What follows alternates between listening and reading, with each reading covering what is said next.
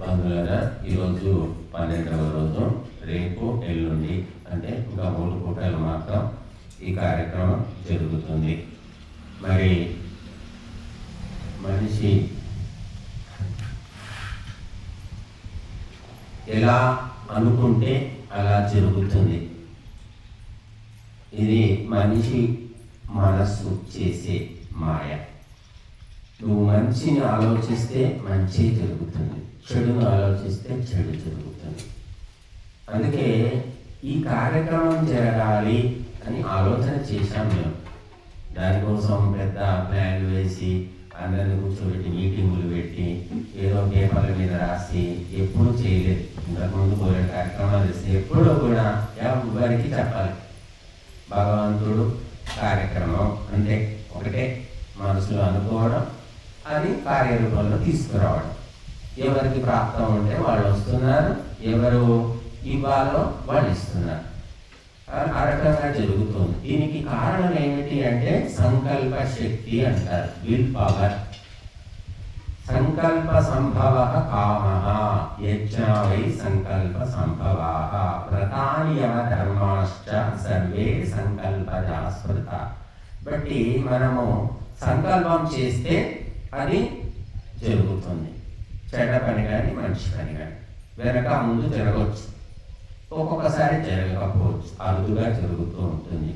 కాబట్టి సంకల్పం చేయండి, మంచి సంకల్ప, శుభ సంకల్పాలు చేయండి అని మనకు వేదాలు చెప్తూ ఉన్నాయి. ఆనో భద్రా క్రతవో యంతు విశ్వత.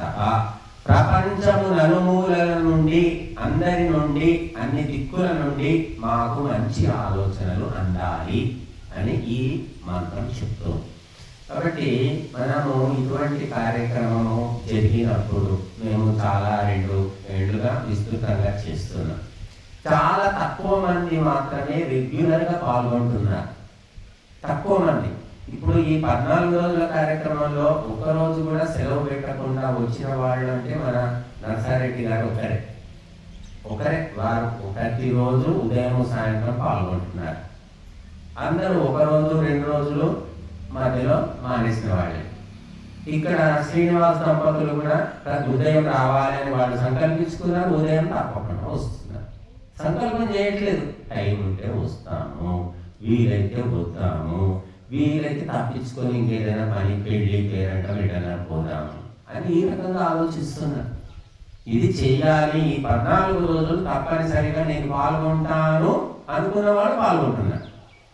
పోతే పోతాం, లేకుంటే లేదు అనుకున్న వాళ్ళు రావట్లేదు. ఇదే ఊళ్ళో ఉంటున్నారు కానీ రావట్లేదు. కాబట్టి మనిషి యొక్క ఆలోచన తోటే అన్నీ జరుగుతున్నాయని శాస్త్రాలు చెబుతున్నాయి. కాబట్టి ఆలోచన మంచిది ఉండాలి. ఈసారి ఉపయోగించుకుందాం. ఈ 14 రోజులు ఎందుకు మనం ఉదయం సాయంత్రం రాకూడదు అని గట్టిగా సంకల్పము తీసుకోవడం లేదు.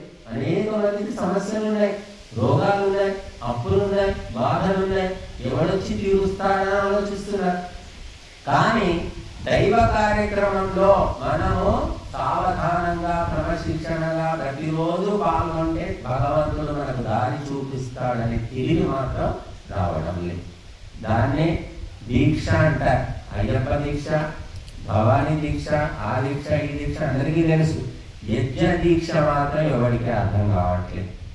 వీలున్నప్పుడు వద్దాం, లేకుంటే లేదు అని ఆలోచిస్తున్నారు. కనుక మనము ఇంతకు ముందు 25 రోజులు చేశాము, 18 రోజులు చేశాము, 11 రోజులు చేశాము. ఇంకా చివరిగా 44 రోజులు మనము వచ్చే జనవరి చివరి వారంలో ఋగ్వేద పారాయణ యజ్ఞం చేస్తాం. మరి ఆ 44 రోజులు మేము ఒక్కరోజు కూడా సెలవు పెట్టకుండా పాల్గొంటాము అని ఎవరైనా మనసులో సంకల్పం చేసుకోండి. చావొచ్చింది, పెళ్ళొచ్చింది, అదొచ్చింది, ఇది వచ్చింది అంటే ఇది ఊరి సొంత ఊరే కాబట్టి పోయి రావచ్చు, యజ్ఞమైనా కాబట్టి పోయి రావచ్చు. రోజంతా జరగదు కదా యజ్ఞం, మధ్యలో కూడా సమయం ఉంటుంది. కాబట్టి మనిషి సంకల్పం చేయక ఈ రకరకాల సమస్యలన్నీ పెరిగిపోతూ ఉన్నాయి. ఎవరు తీర్చరండి. నువ్వు దైవ కార్యక్రమాలు, ధర్మ కార్యక్రమాల్లో పాల్గొంటున్న కొద్దీ నీ సమస్యలు భగవంతుడు తొలగిస్తాడు. నీ సమస్యలు నువ్వే ఆలోచించుకొని నేనే చేసుకుంటా అన్న తర్వాత దేవుడు ఎందుకు వస్తాడు? అక్కడికి దేవుడికి ఏం పని? నీ తెలివితోటి నువ్వే పరిష్కరించుకోవాలని అనుకుంటున్నావు. నీకంత పొగరుంటే, అహంకారం ఉంటే నువ్వే చేసుకో. దేవుడు అక్కడ అడుగు కూడా పెట్టాడు. కాబట్టి ఎప్పుడైతే భగవంతుడా ఈ పని నాతో కావడం లేదు, నువ్వే నాకు శరణ్యము, ఏదో మా పుణ్యం కొద్ది ఇక్కడ ఈ కార్యక్రమం పెట్టారు, ఇందులో పాల్గొంటాను, నేను కొంచెం నా పని నువ్వు చూడయ్యా, నీ పని నేను చేసి పెడతాను అని ఎప్పుడు అనుకుంటానో అప్పుడు ఆ పనులు జరుగుతాయి. మాకు అలాగే జరుగుతున్నాయి. భగవంతుడి మీద భారం వేస్తున్నాం అంతే. ఇది మా తెలివితో జరిగింది, మా మొహాలు చూసిస్తున్నారని మేము అనుకోవట్లేదు. దైవ కార్యక్రమానికి భగవంతుడు ఎక్కడి నుంచో ప్రేరణ కల్పిస్తాడు. అది ఎప్పుడూ కూడా విఫలం అనేది కాదు, అది మనం తెలుసుకోవాలి. పాల్గొనడం మన అదృష్టం. మీరు ఈ 14వ తేదీ అయిపోయాక 10 మంది వచ్చి మేము 4 రోజుల్లో యజ్ఞం చేస్తాము, మీరు చేయండి ఇక్కడ ఆశ్రమంలో అని అంటే మేము చెయ్యం. ఎందుకంటే మాకు వేరే పనులు, వేరే కార్యక్రమాలు ఉండొచ్చు. కాబట్టి సమయము దొరికినప్పుడే సద్వినియోగం చేసుకునే ప్రయత్నం చేయాలి. ఏరు పారేటప్పుడే మునగాలి. మనం మునగాలనుకున్నప్పుడు ఏరు ఉంటుందో ఎండిపోతుందో అడిగింది. కాబట్టి మనుషులు సంకల్పాలు చేయండి, సత్సంకల్పాలు చేయండి. వాటిని సంరక్షించే బాధ్యత భగవంతుడి, మనది కాదు. కాబట్టి మీరందరూ కూడా చేయబోయే ఆ బృహత్ కార్యక్రమం 44 రోజుల దీక్షను అందరూ కొంతమంది అయినా తీసుకొని సఫలం అవుతారని, సఫలం చేస్తారని ఆశిస్తున్నాము. ఇప్పుడు ప్రదక్షిణము, ఆశీర్వాదం.